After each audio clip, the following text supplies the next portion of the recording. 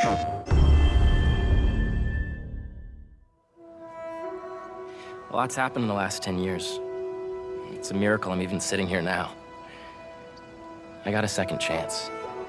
And I'm gonna take advantage of that. But I need you with me, Pete. We're gonna heal the world.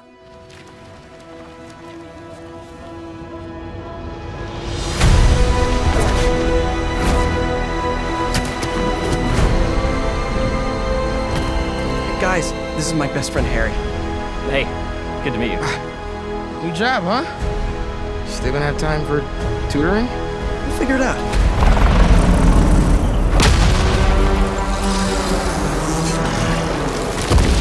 I didn't know there were bears in these woods. Hey, MJ, I have another name for you. Craven. He's here on some kind of hunt. No, if you need me, I'm just a call away. Hey, you don't know what you took from me. All Miles talks about is how to be a better Spider-Man. How to help you. What the hell's going on with Pete? He's not himself. Go help him. This was our dream. I'm not going to lose him. We're going to heal the world.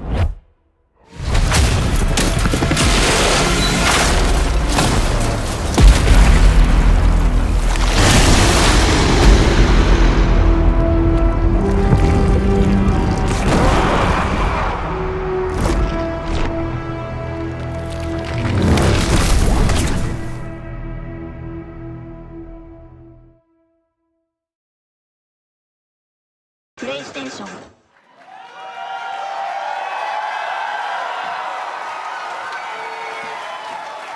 What's up, everybody?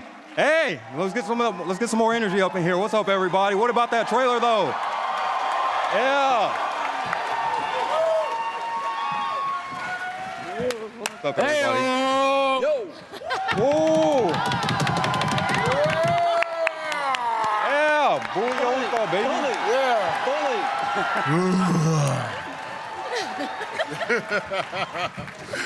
All right, bully. Gotta sit down now. All right.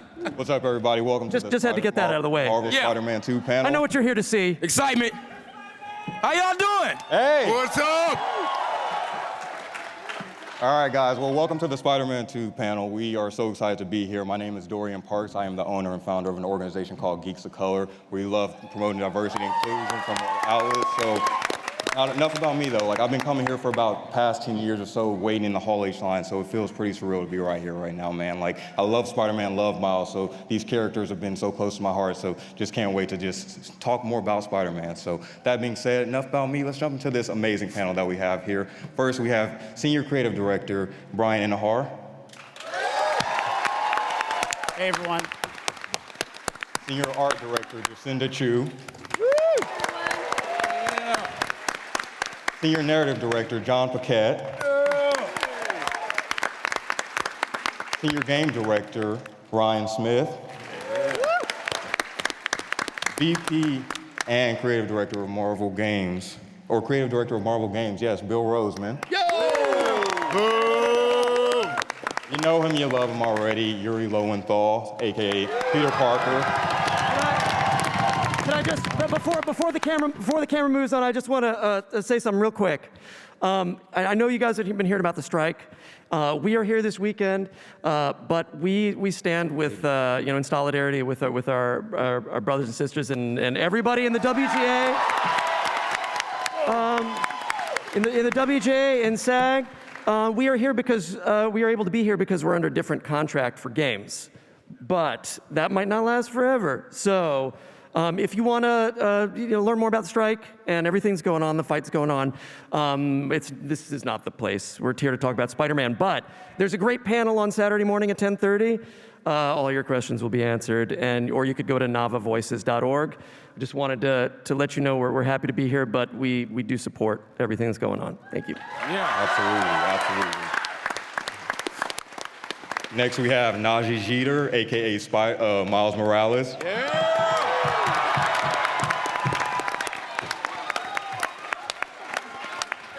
the lovely and talented Laura Bailey, AKA Mary Jane. And last but not least, the horror icon legend, Tony Todd, AKA Venom. Let's give her one more round of applause to our amazing panelists that we have here today. Let's get going now. Rock and roll. All right, well, we got a lot to talk about. So first, Bryan, my first question for you is, where do we find Peter, MJ, Harry, and Miles at the beginning of Marvel Spider-Man 2 now that we're in the third installment of the franchise? Well, you could find us all in the back being late to the panel because we were watching the story trailer as you guys were all watching it backstage. That's first off. So, yeah, I think what's really great about this game is that we're going to pick up roughly 9 to 10 months after the events of Miles Morales, which, if you haven't played it, it's an amazing video game by a talented team. And what's really great is we kind of have Pete and Miles. They're a well-oiled machine. They're a great team. They lean on each other. They really support each other, and they're really protecting the city. But at the same time, there's a lot of things going on in their life outside the mask. Miles is applying to college and trying to figure out how to write his college essay. And you have Pete starting his teaching career. And then you have MJ, who is still at the Bugle, but under a new leadership with the return of J. Jonah Jameson at the Daily Bugle. Damn, all right. And then Bill, so my next question is for you. So can you talk about the dynamic of these characters and how working with Insomniac, they're keeping the authenticity of the DNA of the core of these characters while still making it their own? Awesome, thank you for the question. First of all, thank you for coming. Yes! So, the heart of our Spider group, these characters, they're a lot like the people behind the scenes. We all are the best when we are together. And when it comes to being authentic, what's so fun is that sometimes you get on this side of the desk, right? But then you realize everyone here, we're all fans too, right? Yeah. So everyone knows and loves these characters. And so it all comes from the heart. It all comes from, we're looking at the comics, we're looking at everything. We're looking at where our game is, where it has come before and where it's going. So this whole team, it all comes from love. And then the characters, of course, are interacting in different ways. As Bryan said, they're all at a point where they got to make big decisions. And when something huge drops into it, those decisions kind of get fractured and cracked, and they have to rely on each other to get through the growing darkness.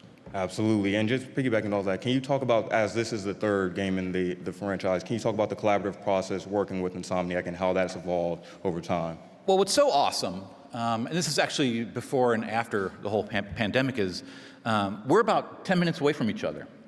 And so we would get together all the time to look at things, just have lunch, talk about stuff, talk about our favorite Spider-Man stuff. And so I think that leads to what you feel in the game, the authenticity. So together, working all together, we're all one team. We all love the characters. Our goal is to make something that you love, that when you play it, you say, this was made by fans for fans. Absolutely.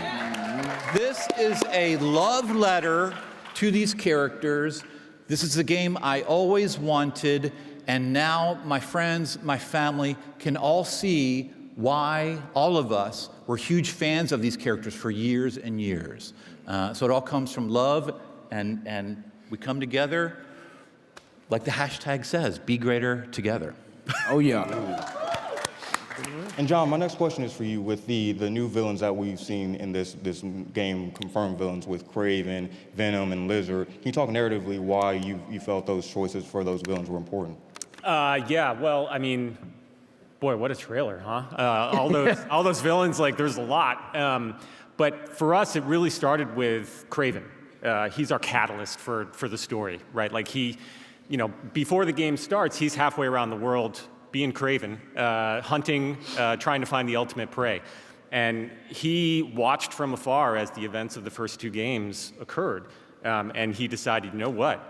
There's a lot of stuff going on in New York City. That might be my new hunting ground. So, like I said, Kraven's a catalyst for everything happening. When he comes to New York City, a lot of things start going wrong. We have Lizard coming out. We have the symbiote coming out. And as you saw briefly in that trailer, Miles is forced to come face to face with the Mr. Negative, the guy who killed his dad. So there's a lot of drama that's happening in this game. Absolutely. And Jacinda, my next question for you. So I think one of the things fans really appreciate about both of the games is just the environment, just the lived-in cities, that it feels like a character in its own. So can you talk about how you elevated that with this new game, especially with the PS5 technology and the new locations that we'll see, like with Coney Island and Queens and stuff like that? Totally, yeah. We're super excited to finally be able to bring Brooklyn and Queens to our fans. Obviously, Miles is from Brooklyn. Peter is from Queens. Not only does it increase the gameplay space, so there's a lot more places for you to swing to, but it also has some really cool, obviously Marvel landmarks, as well as New York landmarks. For example, I know in Queens, everybody has wanted to visit Aunt May's house and perhaps see where Peter lives. I know a lot of fans had wanted to interact with that space, so just being able to like walk in and see where he lives is incredible. Oh, and there's a picture of Aunt May's house. The other thing that's really cool is it's introducing a lot of cool landmarks like the East River. So as you could see in our gameplay trailer that we produced a while back, you can now chase the lizards on the East River, which is awesome. And personally, for me, I just love seeing the Brooklyn Bridge, the Williamsburg Bridge, and being able to just swing across the water. It's an incredible experience. Lovely. And I got a follow-up question for you, Jacinda. Just speaking of our two Spider-Man heroes that we have, can you talk about the suit upgrades, the suit designs, and your choices with that? Oh, totally. So the suit designs always reflect what's going on with our Spider heroes. And it's been about 9 months since the last game. And as the heroes evolve, it's really important to evolve their suits. So when you look at Peter, he's been through a lot, obviously, with his mentor turning out to be Doc Ock. But he's also grown really confident in his powers. So what we did was we just made his suit feel a bit more confident. So the biggest thing you'll probably notice is the color. The colors are more vibrant. The red is that cherry red. The blue is more saturated. So it really pops off the screen. And I feel like that's that confidence that Peter has as a Spider-Man. And then with Miles, obviously if you played the Miles game, he's just gone off of this adventure and challenge that he faced with Tinkerer. And that also reflects how he's also coming to his power and feeling more confident. So we just made his suit more sophisticated and clean. So we made a lot of the red details a little bit skinnier. We added the red stripe to his arms, and then we added some of that red detailing to his feet. So it just makes him feel overall more sophisticated and more confident, which is exactly where he is when you see him with his new powers. Love to hear it. And Ryan, my next question for you, just following up with the new locations, can you talk about how the new traversal techniques that we are implementing in this game affected your approach to this and how you elevated it? Sure. I mean, one of the interesting things with Brooklyn and Queens is you're not always surrounded by skyscrapers anymore. And so we thought, what's a really great opportunity? Something we've seen on comic book covers, we've seen it in the movies, we can add the web wings. And that's really changed how we look at traversal. Swinging is always our Spider-Man core. That's where we come from. But what we did is design the web wings so that we could integrate them and weave them in with swinging. You gain height and you build speed between swinging and the web wings, and you go back and forth and really kind of weave your way through the city. It's really fun. In Brooklyn and Queens, there are some lower spaces, there are some new spaces, but you have to get between Manhattan and the other boroughs by crossing the river. So that's another opportunity where we could really, we added these things called jet streams or wind tunnels. You really build speed there, and they just shoot you right along when you're on the web wings. It's really fun, and it's one of the chances for us to really push the power of the PS5 there and hit a level of speed that we hadn't had in the previous game. It's really added a new dimension to what we can do with traversal. And just speaking about pushing the power of the PS5, can you talk a little bit more about the game mechanics with this, especially with the symbiote and how the techniques and combos are evolving? Yeah, sure. For us, when we looked at it and what are we going to do with the symbiote in gameplay, it's really about power and transformation. And we saw that, I think, in the gameplay trailer we did a few weeks ago. When Peter does his special symbiote moves, there's a really big shift to what he does. And sometimes he applies power to just one single enemy, sticks him to the wall or something like that. Sometimes he really changes shape to travel across space and launch people in the air. So I think it's about that power and transformation that we can get from the symbiote, and then we can bring it to life with the PS5. And just speaking about symbiote, Bryan, I'm coming back to you. Can you talk about how the symbiote evolves and is an important part of the narrative and overall story of this game? Yeah, I mean, it's it drives a lot. I mean, Bill was talking about how we worked so close together. I remember being in that office when we were talking about what our kind of post-game scenes were going to be. We knew right away, well, we're going to have Miles getting the spider powers, but we talked about, well, what do we want to do with the second one, Spider-Man 2? And we said, well, what about the symbiote? And we knew we were going to make that decision. It was like, we're going all in, we have to go all in. And so it really drives, you saw, as Ryan was explaining about the gameplay, but in terms of Peter's story, how that involves, his best friend Harry, how it affects those around him, and how he changes, throughout the game and his relationship. So it's just, it really, back when we released the first game, I said, people asked, why isn't the black suit? Why isn't the black suit in the game? And I said, if we're going to ever do that suit, it deserves its own game. And that's what you're going to see in Spider-Man 2. What we deserve. It deserves its own storyline. Yes, it does. Yes. Speaking of symbiote, I'm passing it to you, Yuri. How can you speak to how the symbiote has affected Peter? I don't want to get you in trouble or you spoil anything, but right. I mean, the cool thing is I can say anything I want on this panel and then just blame it on the symbiote later. I don't know what the big deal is. I think the symbiote makes Peter a better Spider-Man. Come on, guys. Don't you think this is? Yeah, I mean, he is definitely, taken with that power, and very little responsibility actually, as it goes. But it's a back and forth for him. It's a lot of power for him to deal with. And on one hand, it's it's great, and on the other hand, it's hard because people get hurt. Yeah, and can you speak to how it affects the people in his life, the relationships in his life, like with Miles and MJ? Yeah, well, when something becomes more important to you than the people in your life, relationships break. They falter. And if the strength of that thing is so powerful that you can't, you don't just, yell at somebody and they're like, oh, I'm sorry, I was having a bad day, then. It takes a lot more to come back. So, it gets complicated for Pete and the people around him. Oh yeah. Well, we can't wait to see how it affects him throughout the game. So my next question for you, though, not Miles, Najji, aka Miles. He's Miles. Let's be honest. It's Miles. Come on, Miles. You are. What's going on? So we see Mr. Negative in this trailer. So can you just briefly talk a little bit about how he's still coping with the effects of his game and dealing with the loss of his father? Man, well, y'all seen Miles' trajectory, and just with everything that he's been through with his family and his friends and just getting into this new world that he's, being introduced to. But he's now owning this power. But, coming back to Martin Lee, man, that was something big. I didn't think that we would revisit that because we had a lot of emotions on set. Yeah. Yeah, man, I was raised by a single mom, so, I don't have my dad in my life. So that was a kind of a boom right there. So we kept it right there, but we delivered some great things for y'all. And you kind of touched on it, but can you elaborate a little bit more on how Miles is really coming into his own, especially after his game? Like he's no longer looking at Peter as his apprentice, but more of an equal now with his powers and his abilities. Yes, this is still Big Bro. This is still Big Bro. All right, show me the ropes. Miles would not be anywhere without Pete. So y'all know that.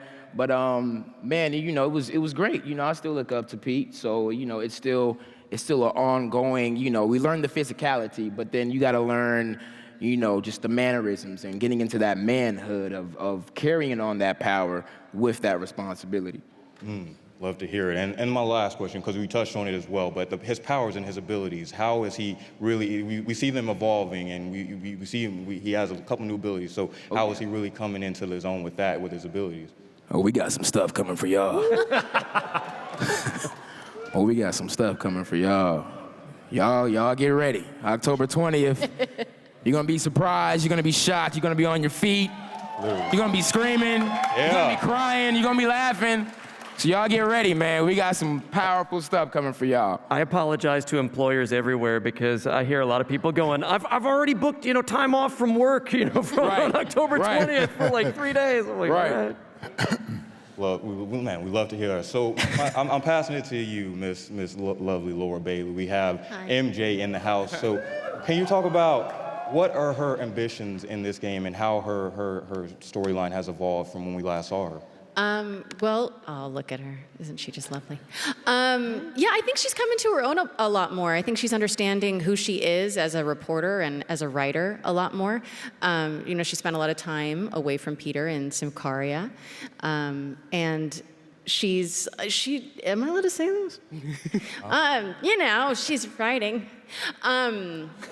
And their relationship is more comfortable now. They've been together. She understands what he's doing, and it's interesting to get to see how everything that he's going through affects her perception of that God. I see you trying not to get in trouble. I respect it. And can you elaborate a little bit about, it seems now it's more of a team dynamic with Peter, with Miles, and with MJ. So can you elaborate a little bit more on that and how that dynamic works now? Yeah, she asked for a role to be more present in his work previously, and now we get to see that she takes on that role a bit more, and she is very comfortable, obviously, with Miles and everything as well, and they work really well together, the three of them.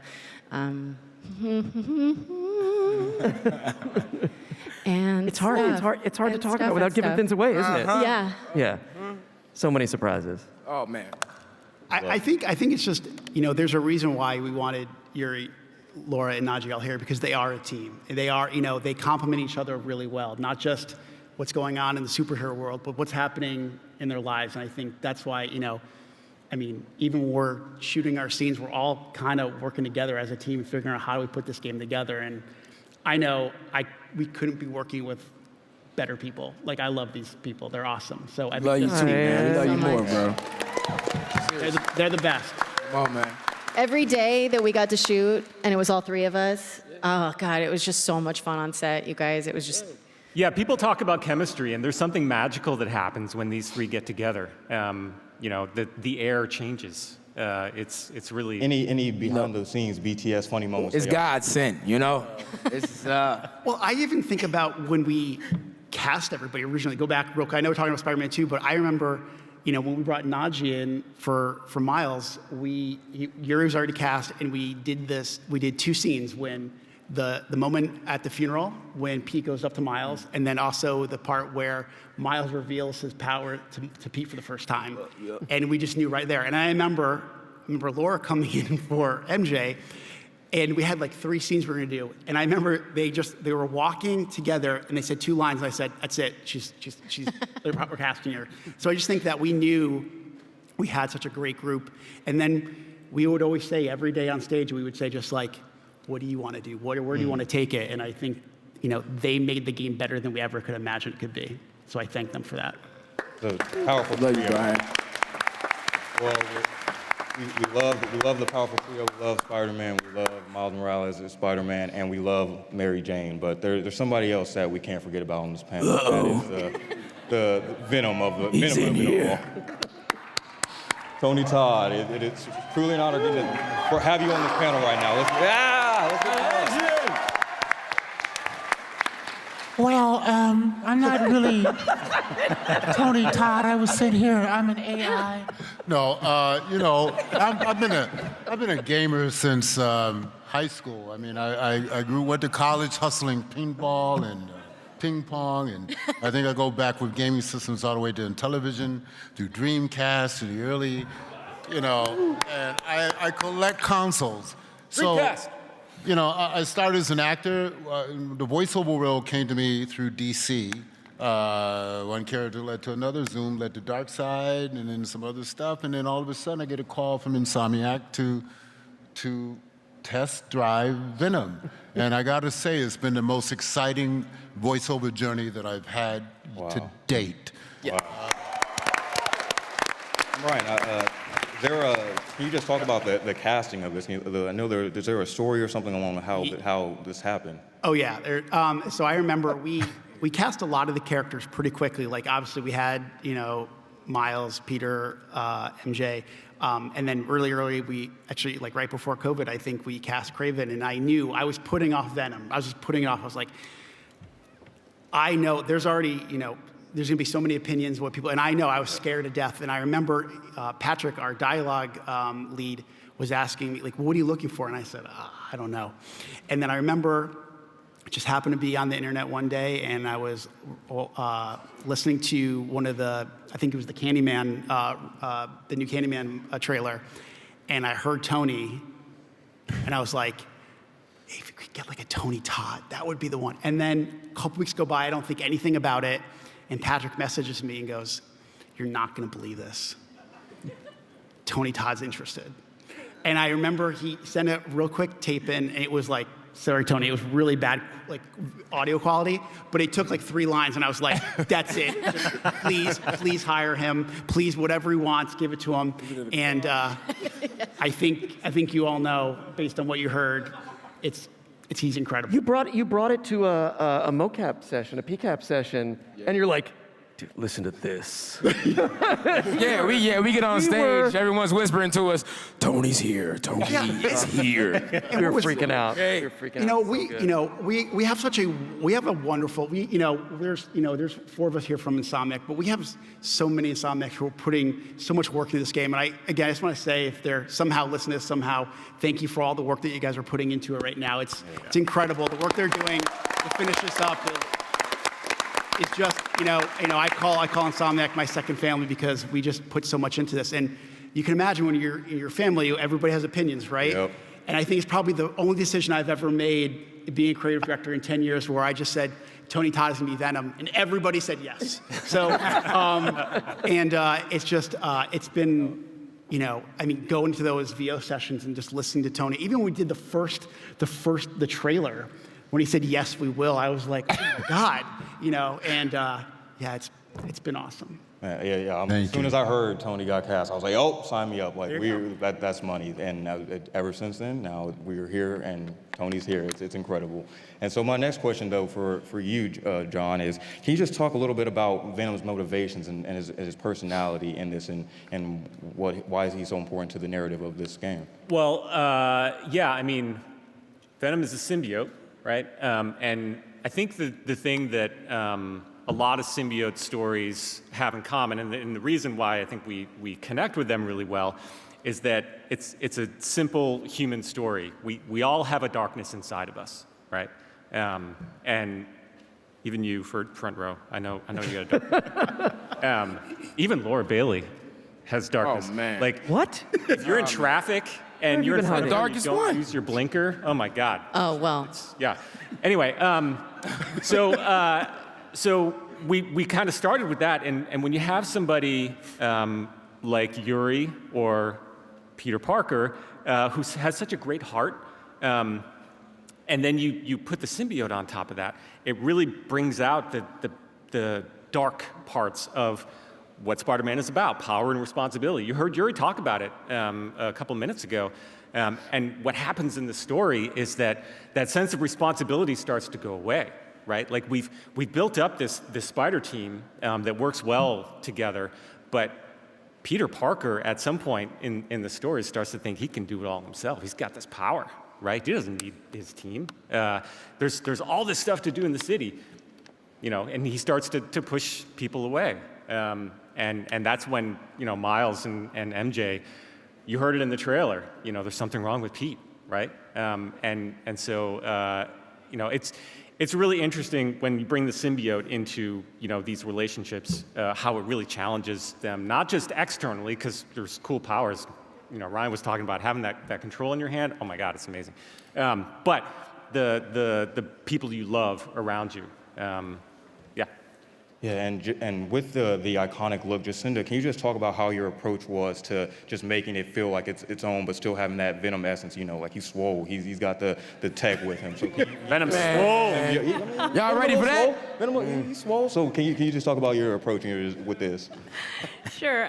So as Jon was saying, the symbiote is normally an allegory for the darkness within. So when you're thinking about a character like Venom, you have to think about everything that Venom is that Spider-Man isn't. So where are the differences? So if you look at the Venom design, obviously he's black and white. He doesn't have all the color of Spider-Man. He's got his white spider, but it's his very own unique white spider.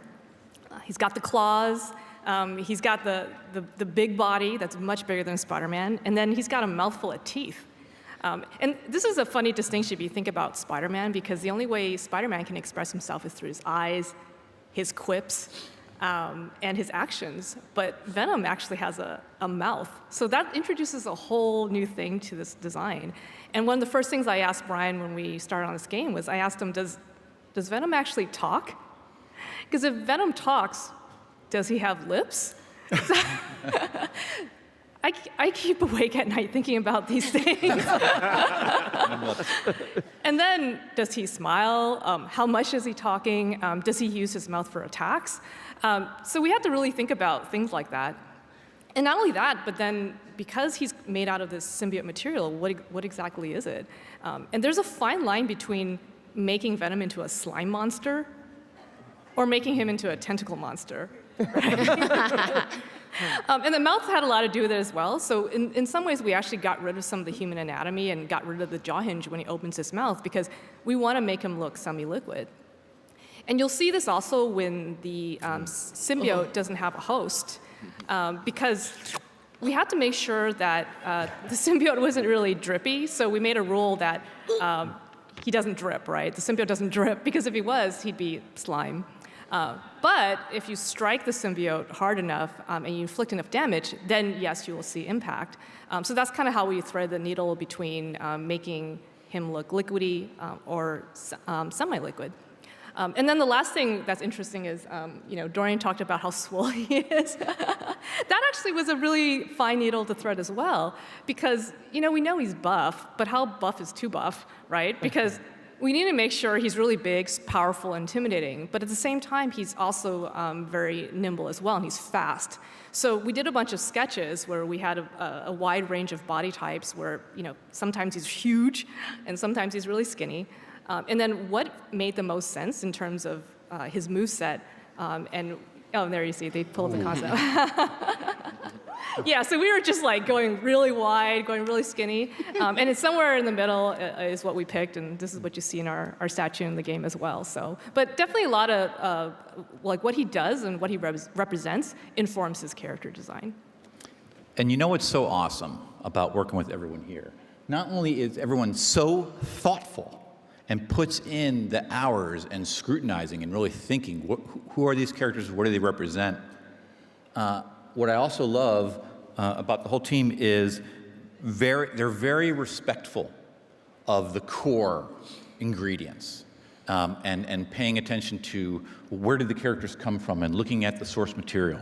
But at the same time, everyone really has embraced the idea of, but let's take some chances. Let's do what the story dictates. Let's do what the gameplay, what feels right for the gameplay. So what will be the awesome wish fulfillment for the players. So it's that idea of completely authentic, but let's take some chances. Let's try some things new. So when you play the game, you're like, wow, I know these characters, but I've never experienced them like this. And then that leads to surprises. You don't know where the story is going. You don't know what's going to happen. And so I just love it. I just love it. The respect, but then the bravery to try new things and make the story, the characters, and the game their own. Absolutely. I think you guys have nailed the park on that with these first two games, and I expect greatness from this one as well. You got to be great together. That's what the line is. So I had to check in on Yuri a couple of times on stage, y'all. So he really, really goes into it. So y'all gonna be in for a treat.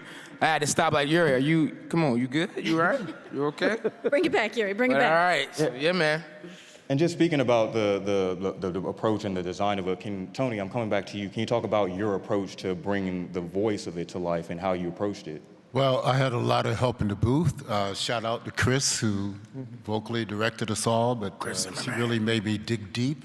On the surface, I could come up with it, but we wanted to make, even though he's a symbiote, I needed to make him human first, if that makes any sense. I mean, he had to be relatable, and he had to have an objective, and follow that through. I mean, I come from the theater, so I have a master's in theater, so I take every job, whether it's voiceover, TV, film, as a well-made script, and we just went with the flow. For me, Venom was fun to do, and I wanted to make sure that there was a joyous quality in his destruction. he's only here on Earth for a little bit, and he's going to move on somewhere else. So I wanted to make sure that he left an impact of joy and tenacity and deliciousness. I'm glad it was fun for you because it scared the hell out of us. Always fun for me. Yeah, it'd be funny when we were in the recording booth because we would record separately when we were doing gamelay dialogue, and every once in a while, Tony, you would come and play in our headphones before a line, and it was like, oh god, wouldn't expect it, and it was terrifying. And Tony, coming back to you again. Not trying to break in mics and stuff. Don't break a mic. Coming back to you though, can you just briefly talk about Laura kind of touched on this, the collaborative process with the other cast members and really finding your voice within this game? Well, just like Laura said that my voice was in her ear, their voice was in my ear every time I recorded. And I had a lot of recording sessions. So we did like, I think the sessions were 4 hours at a time. I won't tell you how many there were, but it was I live in another part of LA, and I had to drive all the way to Burbank to lay it down. But it was never a moment, oh God, I gotta go in. It was like, oh God, I'm so excited to be able to craft this character and to be a part of the whole Spider-Man family and the Insomniac team and PlayStation. I am overjoyed. Sometimes I talk too much, but I've learned my lesson. I was working on another game, and anyway, we're here now, and I can't wait to see the joy and excitement of everybody in this team and this fantastic franchise. Absolutely.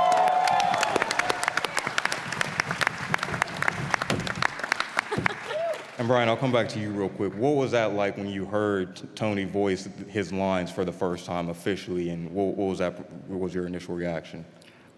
Well, first relief, because I was like, okay, we made the right choice for sure. And I think then just general excitement. And I think Tony is so talented that, sometimes depending on, we have so many different characters or so many different actors, sometimes we're, depending on what the role calls for, are we going to, adjust the way that they do the line, and you just let Tony be Tony, and you get magic. And it's just, he mentioned Chris Zimmerman, our voice director, who has been with us since day one on the Spider-Man franchise, and she just does an amazing job helping. Yeah. Shout out to Chris Zimmerman, yeah. That's awesome. She does a great job of not just directing our actors, but also like really just diving into the material and wanting to know what the motivation for the character, where we are in the game, like really understanding. I think that just, and her working with Tony, as Tony mentioned, has just brought out the best in, to me is going to be, a really signature performance of Venom that you've seen.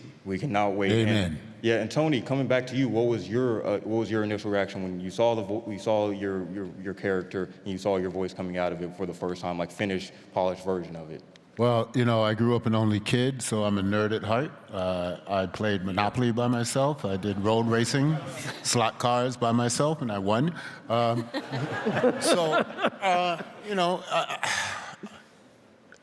It was like a gift come true to be able to cement myself in the whole voiceover family and world and meet new friends and conquests. And I'm still pinching myself because I'm a gamer, and I'm telling you, I can't wait for this monumental masterpiece to drop. That's right. Sizzle. 90 days? Is it 90 days now? What are we at? 90 days? I believe so. 90 days. Oh my God. Oh yeah, we're shutting it down.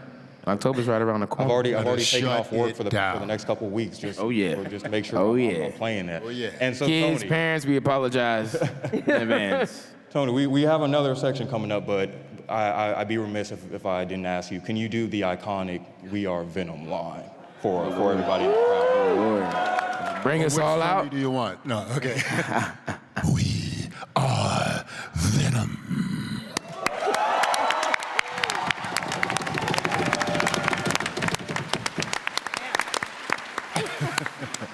All right, well, I think we got some special surprises coming up for you guys. I think the next thing we want to talk about is the collector's edition statue that we have here on this table right here. So Bryan, I don't know. I already told him I'm taking it home, so you cannot have it. But Bryan, You're gonna have to fight me for it.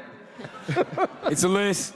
coming to you first. Can you just talk about what this showcases and how it, gives a little hint to the game itself?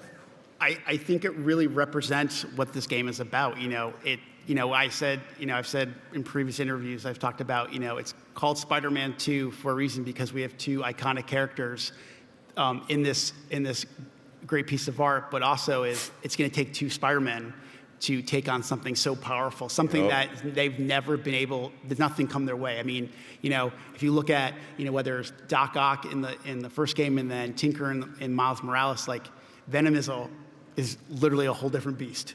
And I think that, it kind of represents what this game is about, and just the hopefully the epicness, that we're gonna hopefully, we want to deliver. And I look at this and I'm really, really proud, just like I am about the game that we're making. So yeah, that is really beautiful, guys. Like I can see, I'm like 2 feet away from it. I'm taking this home after this. Security's gonna try to stop me, but it's all good. But Jacinda, I'm coming to you though. Can you just talk about the design of this and your approach to that? Right, and we've talked about this again and again, but a lot of this game is really about the characters fighting darkness, right? Darkness perhaps within, darkness without. So it was really important when we were doing the statue that you may not know what the outcome of this fight's going to be.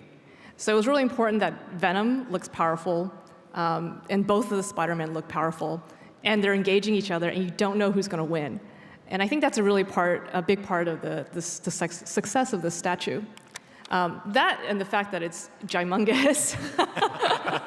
When I got the sample sent to me, the box was so big, I was shocked to unbox it. So I can't wait to get this in the hands of fans as well. So. And this is available for pre-order on PS Direct, and if you are not in the U.S., you can check your local retailers and local stores. With that being said, I'm Bryan. Why are you putting on gloves right now? Like that's.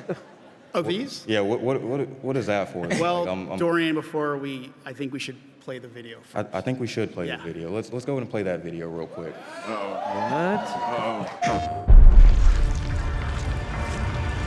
Miles! I need your help! What is this stuff? Wait, Pete! I got an idea! Nice! One more time! On 3! 1, 2, 3!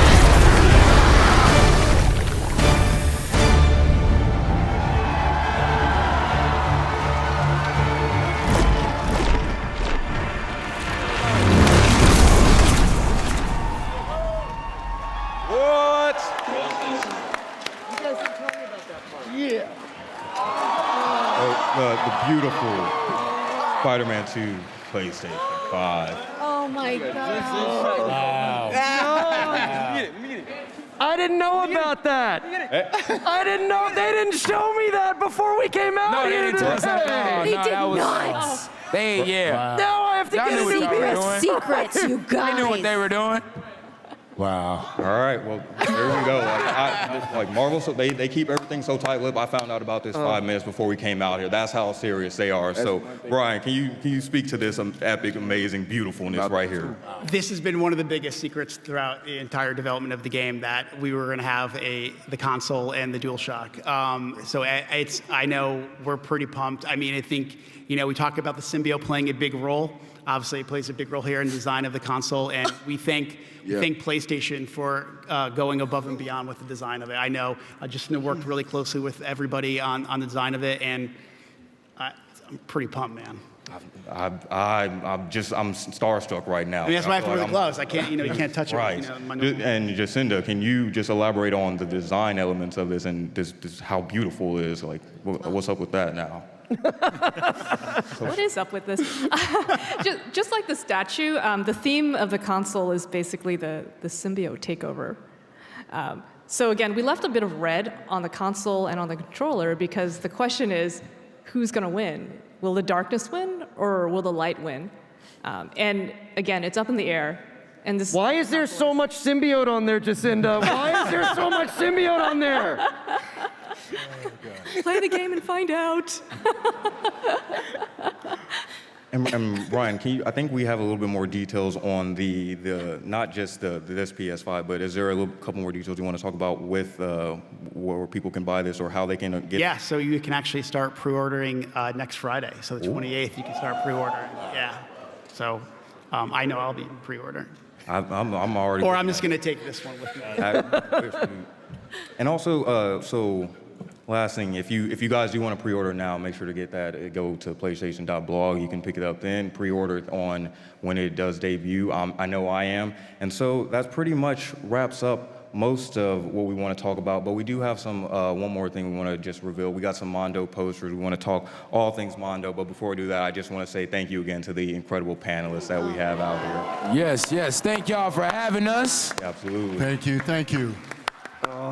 So we got that beautiful Mondo poster. Yeah. So if you do want to pick that up, if you want to throw that back on the screen real quick, if you want to throw it up on there. If you do want to pick that up, you can go to the Marvel booth for an opportunity to pick it up. They're there now, and then you can also have a chance to have all the incredible panelists up here sign it. So if you want to head over to, it's something serious. So if you want to go get that, make sure right after this panel, head over to the Marvel booth. It's happening. Able to pick it up. But with that being said, Hey, how about for Dorian doing a great job with his panel? How about that?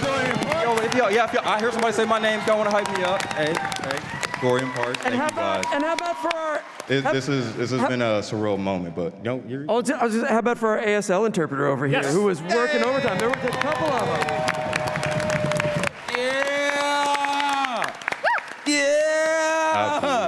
Absolutely. Love that. Love that over there. It's so incredible, but I'm just honored. Yeah, I've said at the beginning, like your boy's been a Spidey fan all his life. I've grown up with this franchise, grown up with these comic books, grown up with these characters, and to be out here talking to so many great fans that love the game just as much as me, it's a surreal moment. So it's not. I don't want to. I'm up here getting emotional like Uncle Ben just died or something, but like it's a real cool moment. But with that being said, let's get back to the Mondo poster. So you can pick those up. I'm trying to keep it on schedule, trying to keep everything flowing. But you can, it's another Mondo collaboration we also do have is the vinyl soundtrack of the game with the amazing score from composer Jon Paquette. I'm messing up his name, but you can also get that vinyl as well. So it's pretty cool. But Marvel's Spider-Man 2 arrives early on October 20th. So make sure to pick that up if you haven't already pre-ordered. Make sure to get pre-order. Make sure to go support this game. But all in all, with that being said, I want to say thank you again to this incredible panel. Thank you guys so much for all your hard work. And also, before we go, follow us on all social media so y'all see any new platforms and any new things coming up, because we'll be traveling around until October, all right? So follow our Instagrams. Mine is NAJJITO. Gotta get that plug. And our names. Yeah, Yuri. Why you gotta be so weird with your... I don't know. My family calls me that. It's a family name. I don't know. They got rag on my family, man. No. See, it's the symbiote. I love weird people. The symbiote is coming out. I told you. He doesn't leave. I can do anything I want now. Y'all better get ready, man, because it's going to be crazy October 20th. Bro, Guys, I can't even imagine. We're greater together. Buddies. Bryan, we have a little bit more time. Can you talk about the chaos you have to deal with between Yuri and Nadji throughout this whole process real quick? I mean, it's hard to get mad at them. It really is. I think because, we trust them implicitly with this characters, just like, hopefully Bill has talked about, letting us work on this franchise that I think we can say we've all been fans since we were little kids. And, we talk about, it's cliche to say, but in ways we feel a lot of responsibility to make this. And every day, whether we're, we're working, talking to each other over Slack, or we're on the performance capture stage, or just even texting each other on a random Saturday afternoon, we have the best jobs in the world. We get to be big kids on set, to be honest. We get to if someone asks me, he's like, what's your job? I'm like, I'm just a big kid. Yeah, absolutely. So, it's the best. As Bryan said, and as everyone has used the phrase, it does all come down to power and responsibility. Our power, if you will, is We get to work with all these great people, so talented. We get to make a video game, that is awesome. And we get to now make the Spider-Man game and games of our dreams. So the power is, wow, we have these great characters, these amazing creators to work with, and our responsibility, all of us, is make something awesome. That's right. Yep. That's right. Y'all get ready.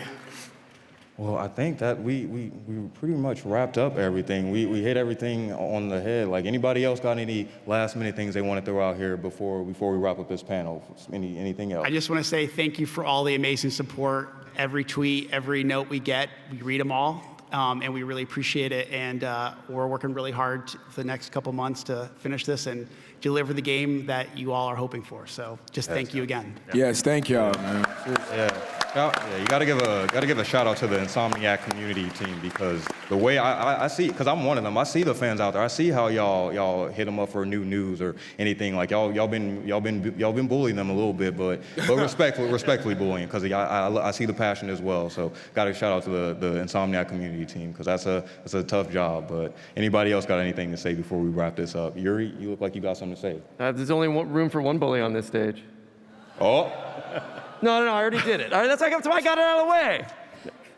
Listen. I've been wanting to say, we got Yuri Lowenthal. Like, I wanted to say that this whole time, so I had to shoot or shoot. So there we go, Bully. Nice to meet you, man. But all in all, that's it for this Comic-Con San Diego panel for Marvel Spider-Man 2. Without y'all, man. Thank you guys again for coming. Like, this is a monumental day. This is going to be biggest game of the year, biggest game of the century. I'm hyped for it. So thank you guys again. We have one more little trailer for you guys as we. That's right. Don't leave it just yet. You know how Marvel does. Come on now. Yeah, come on now. So get ready. Let's stay to the end of the credits. Yeah, come on. My bad. I should have teed that up for you guys before I said goodbye. But here we go. Hey, MJ. I have another name for you. Craven. He's here on some kind of hunt. Know if you need me, I'm just a call away. What the hell's going on with Pete? He's not himself. This was our dream. We're going to heal